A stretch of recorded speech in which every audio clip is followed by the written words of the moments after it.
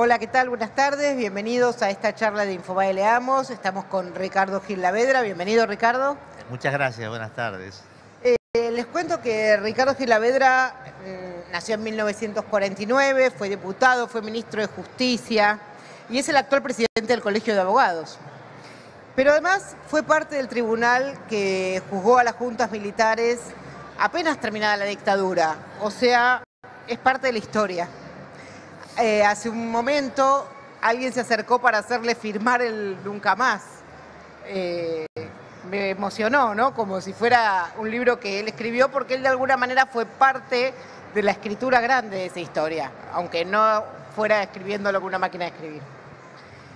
La idea de esta charla es empezar a hablar de libros y acercarnos a la idea de la justicia y contar un poco cómo fueron esos días y cómo se ven hoy. Pero lo primero que te quiero preguntar, pensando en la formación, en cómo se forma esa cabeza que va a terminar siendo este señor, si en tu casa había libros, cómo era tu relación con los libros de chico. Sí, yo creo que es bastante intensa. Yo recuerdo que el primer libro que me lo compró, mi mamá había quedado viuda, porque papá había fallecido en un accidente de aviación, y fuimos a vivir con mis abuelos a Paraná. Y mi abuelo fue una figura muy importante para mí. Mi abuelo era juez del Superior Tribunal de Paraná, y yo creo que él me inculcó mucho el hábito de la lectura. Hasta recuerdo el primer libro que me compró, que era Robinson Crusoe, de Daniel Defoe. Yo no sabía leer bien todavía y me lo leían. O sea, tenías 5 años. 6 años. 6 años. Esa era de una colección Sopena para chicos, buenísima, donde estaban los mejores títulos. Bueno, La cabaña del tío Ton, Corazón de Amichis, El pequeño viaje Lombardo, bueno, cientos. Y a la vez alternaba con la colección Robin Hood, que ha tenido un papel, yo creo, muy importante en aquella época, ¿no? Bueno, y ahí sí, bueno, atrapante todo. Bueno, Salgari con Sandocrán, La isla de Montprasen. Lo notable que leer, sobre todo cuando uno se está conformando, abre un mundo de fantasías extraordinario, ¿no? Uno recrea todas esas aventuras, esos paisajes. Probablemente ya cuando ya entré al secundario, bueno, ya se fue menos, a mí me gustó más la ciencia ficción. Comencé con los clásicos, obviamente. Los clásicos, sí. Bueno, qué sé yo, Dostoyevsky, Tolstoy. Yo eso los he leído bien de adolescente, ¿no? Una época para esas pasiones se siente fuerte, ¿no? Bueno, mencioné a Dostoyevsky porque me impactó mucho, y esto tiene que ver con la justicia. Sí, eso pensaba. Crimen y castigo de los hermanos Karamazov, en la cual, bueno, reproduce mucho estas cuestiones, ¿no? ¿Vos pensás que alguna de esas lecturas te hizo empezar a pensar en el derecho o cómo llegaste al derecho? No, qué sé yo, pienso que a lo mejor por mandato familiar, mi abuelo era abogado, era juez, y bueno, seguí lo que parecía que era lo más convencional, ¿no? ¿Había una biblioteca en tu casa que vos tuvieras libros como más de los que vos comprabas o de los que te fueran a regalar a vos, esos que son de los grandes? Sí, por supuesto. Bueno, en la casa de mi abuelo había una buena biblioteca. Después fui formando la mía, que llegué a tener mucho. Lo que pasa es que he tenido varios matrimonios y he ido perdiendo libros. Claro. Con el transcurso del tiempo. Pero, bueno, sí me precio de tener una muy buena biblioteca jurídica, ¿no? Que esa también la he ido conformando con el tiempo, pero que es importante. ¿Y ahora cambiaron tus lecturas? ¿Qué lees ahora? Bueno, trato de leer ficción, obviamente, por razones profesionales. Siempre tengo que estar leyendo cuestiones de derecho y muchas que me gusten y me interesan. Pero trato, cuando puedo, de devorar ficción. No me entretengo tanto en los ensayos, pero sí mucho en la ficción. Por ¿no? ejemplo, ¿ahora qué estás leyendo? Ahora estoy leyendo a un muy buen escritor que es austríaco, del fines del siglo pasado, que es Stefan Zweig. Ah, sí. que tiene, lo que estoy leyendo de él ahora es uno que se llama Momentos culminantes de la humanidad. Y él desarrolla en una serie de capítulos momentos que han sido trascendentes y que ha cambiado la historia del mundo. Para no extenderme, dar un ejemplo, el sitio de Constantinopla. Los turcos estuvieron sitiando mucho Constantinopla y no podían entrar a la ciudad. Tenía una doble defensa que le hacía inaccesible. Una noche, por un descuido, dejaron abierta una puertita donde entraban las provisiones y por ahí entraron y tomaron la ciudad. Increíble. O el instante donde Dostoyevsky recibe también el indulto cuando iba a ser fusilado. Es decir, o la batalla de Waterloo, que en realidad Napoleón pudo haber ganado Waterloo si un segmento de un mariscal que había mandado a hacer unas requisas, mejor dicho, a frenar el avance de otro ejército que pensaba que venía, hubiera regresado a tiempo. Es decir, pequeñas cosas que pueden haber cambiado la historia del mundo. Te veo apasionado por la historia. Cuando me hablas de literatura te gusta, pero cuando hablas de historia te prendés. No, eso es lo que estoy leyendo y generalmente aprovecho mucho en el verano porque durante el año es más difícil, ¿no? Leí los últimos libros de los amigos, el último de Sacheri y el último de Guillermo Martínez, que soy amigo de los dos, ¿no? El del premio, no, es uno que leí hace poco también y que es muy recomendable, es del premio Nobel, me parece que es del 2021, que es un escritor africano. Sí, Abdulrazak Gurnah. Sí, El Paraíso. Sí. Muy buen libro, muy buen libro. También, ¿no? Tiene también tiene mucho histórico ese libro, ¿no? Un planteo de qué pasa en África. Cómo... Bueno, la historia de un chico, Yusuf, que va recorriendo el África, que se lo va llevando el amo, y va recorriendo distintas localidades, haciendo el comercio y sus diferencias, etcétera. Muy bueno. Cómo llegan los europeos. Muy bueno. Y como yo he sido fanático en la niñez de Salgari, me gusta también el Salgari moderno, que es Pérez Reverte, ¿no? Claro. A mí me apasiona Pérez Reverte. Vos tenés vínculos personales con los escritores de hoy. Te quería preguntar si eso te cambió alguna manera de ver a los escritores y la literatura, que ahora son parte de tu vida cotidiana. No. Yo respeto mucho la tarea de literatura. Es muy difícil concebir una historia, narrarla, describirla, buscar el lenguaje. No me cambió la visión, nada más que me es grato conocer a Paul Auster o a Pérez Reverte o a alguna de ellos. Mirá esos nombres. Sí, claro. O a Philip Sand. Hay un libro que a mí me impresionó mucho, que es de Philip Sand, que tiene un libro que se llama La calle Este-Oeste, que es de la ciudad de Lviv. Bueno, que ha tenido muchos nombres. Esa ciudad que ha tenido muchas pertenencias, ha sido rusa, ha sido polaca y ahora está en Ucrania. Y es la ciudad donde vivieron en la misma ciudad unos represores nazis y dos de los autores de la noción de crimen de lesa humanidad. Ah, ¿en serio? En el juicio de Nuremberg. Es un libro muy interesante y lo pude conocer yo a Philip Sand. ¿Y de qué hablaron? Bueno, obviamente, él se interesó mucho por las cuestiones argentinas, por el juicio argentino. Claro. Cómo se había realizado, qué normas se habían tenido en cuenta. Él debe estar diciendo, conocí a Gil Lavedra. Sí, claro. Claro, yo me saqué fotos con él. ¿Alguna vez, con esto de estar cerca de los escritores, te pidieron asesoramiento, como vos conocés el mundo de la política, conocés otros mundos de cómo es, qué pasa por detrás? ¿Alguna vez participaste de alguna manera? Bueno, sí, puede ser en conversaciones informales, ¿no?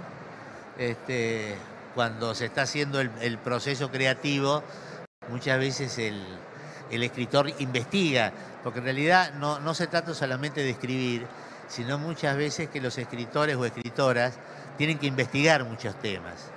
Entonces, en ese sentido, cuando el tema se prestaba, sí ocurría. ¿Te acordás qué temas? Bueno, sí, algunas cuestiones del radicalismo en algún libro, el tema de la provincia, algunos temas de juicio. de cómo se articulan determinados procesos. Mira, te tengo que hacer una pregunta que me encargó mi nieto cuando le conté que te iba a entrevistar, que es cómo se vivió en ese momento ser parte del tribunal que juzgaba las juntas. Vos eras joven. Sí, yo era muy chico. ¿Tenías? Era el más joven del tribunal. Tenía 35 años. Y digo, ¿y cómo se vivía? Bueno, ¿cómo se vivía? Yo creo que en el momento, cuando uno está viviendo estos acontecimientos, no piensa en ellos. Vos los mirás ahora a la distancia, pero en ese momento son tantos los problemas que había, tantas las dificultades, tantas cuestiones a vencer, que uno está metido en poder hacerlo, y que saliera bien. Después, obviamente, cuando termina y uno lo ve a la distancia, bueno, yo te digo sinceramente, ahora mirándolo a la distancia, yo digo, la pucha, ¿cómo pudimos, no? Porque Pero vos vas a llegar a eso. eran muchos. Contame cómo era el día a día de eso, cómo te levantás y te ibas al juicio, a las juntas. Bueno, a ver, lo que se recuerda del juicio es la parte de una audiencia oral y pública, que es un juicio oral, como todo el mundo ve en las películas, en las series, etcétera, ¿no? Con su fiscal, con su defensor, con los testigos, etcétera. Estaba organizado que todos los días a las 3 de la tarde comenzaba el juicio hasta que terminara la agenda. Algunas veces nos quedamos hasta las 5 o 6 de la mañana del otro día y lo normal era que terminaran después de 8 o 9 horas de audiencias. Con lo cual, durante la mañana yo iba al tribunal porque seguíamos haciendo la tarea normal del tribunal. Y a la tarde del juicio. ¿Y escuchabas testimonios? Sí, claro, de cientos de testigos. ¿Y cómo volvés a tu casa después de todo eso? Bueno, cargado, porque el testigo es como un actor. El testigo no es que esté actuando, pero el testigo cuando habla comunica sentimientos. Y cuando a veces está narrando cosas que son desgarradoras, bueno, sin duda uno las recibe. Y por cierto, por más que uno escuche muchas veces, bueno, un caso, casi al final del juicio, cuando ya habíamos escuchado cosas terribles, bueno, hubo un testimonio de Gladys Cuervo, una enfermera del Hospital Posadas, que dio un testimonio terrible, y nos conmovió como si fuera sido de los primeros, ¿no? Por eso no te voy a preguntar qué contó porque no hace falta. Uno no es inmune a esas cosas, ¿no? Claro, por eso digo, es un trabajo que debe haber sido emocionalmente muy fuerte. Sí, claro, pero bueno, había que hacerlo. Y a la hora de hacer la sentencia, ¿cómo fue eso? Bueno, a ver. A ver. El trabajo fue terrible porque piensen que en ese momento no había internet. O mejor dicho, habían unas viejas computadoras, las Commodore creo que 64 o 128, pero eran máquinas de escribir eléctricas. Fotocopiadoras teníamos 2. El tamaño era terrible del juicio, con lo cual la labor estábamos todo el tiempo trabajando.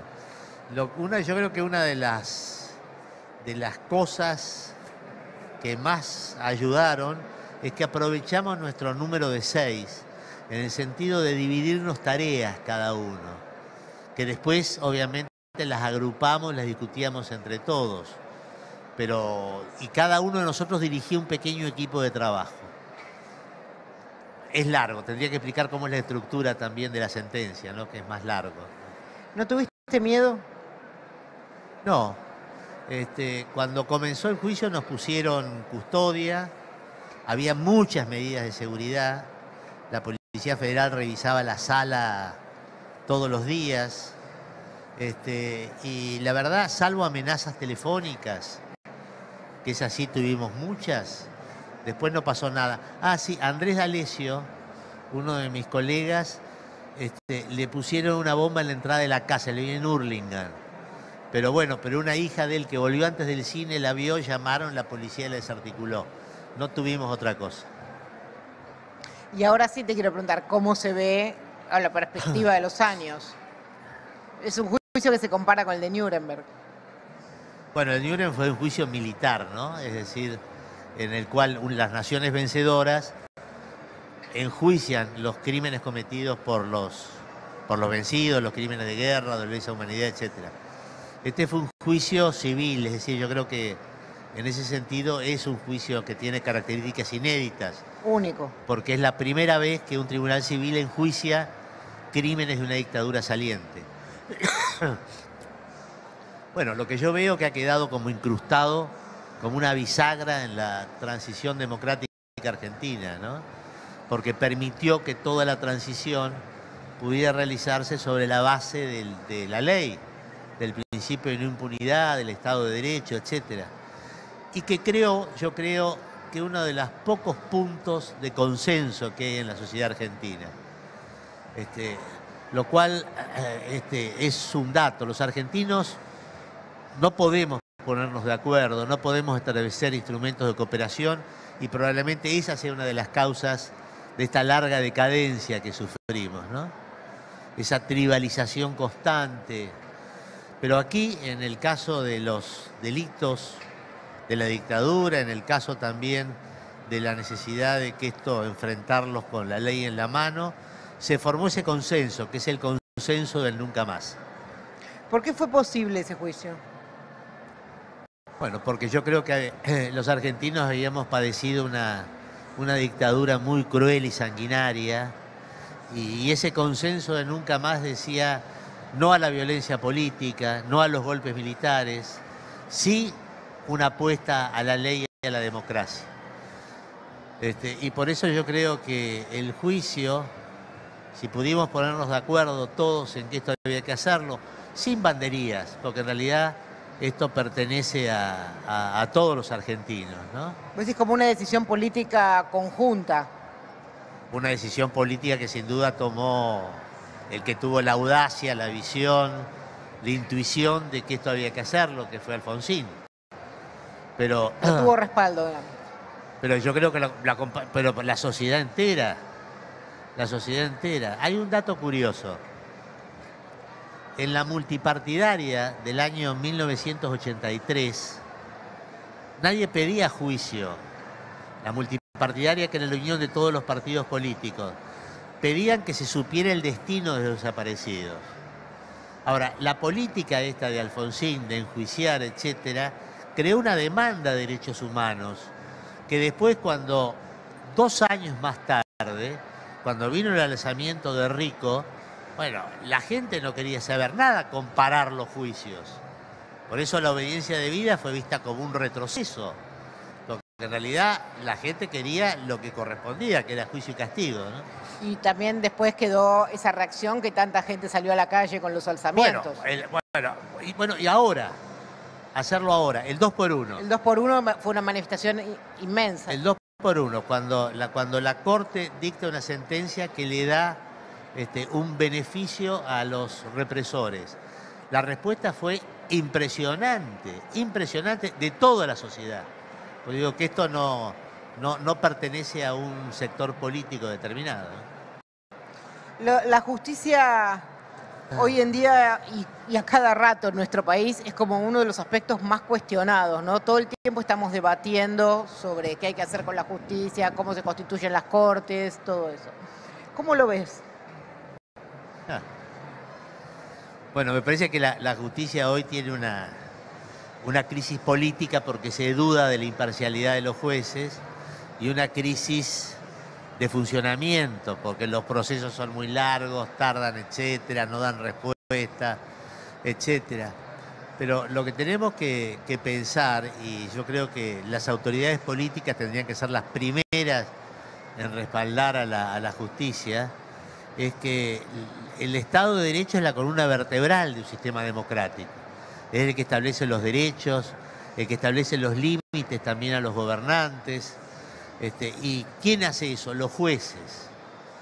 Por eso es lo que yo creo que tenemos que seguir empujando, obviamente, para restablecer esa confianza en los jueces, ¿no? Para que se aplique, por supuesto, objetiva e imparcialmente la ley, pero no hay futuro en una democracia que no tenga justicia. ¿Hay que hacer algunos cambios?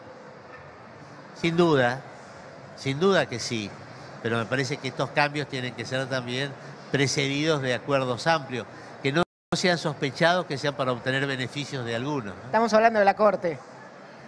Sí, claro, la Corte y muchas cosas más, por supuesto, sí, claro, por supuesto. Yo creo que se puede discutir acerca de cómo la Corte puede funcionar mejor, pero me parece que esto no tiene que ser visto como un intento de obtener ventajas en ese sentido. ¿Cómo eso? El paso previo es consenso político para que después se pueda acceder a una conformación de la justicia que sea insospechada. ¿Estoy entendiendo eso? Como pasa en cualquier sociedad democrática. Muchísimas gracias por estar con nosotros. No, al contrario, Muchas gracias por Patricia. Muchas gracias.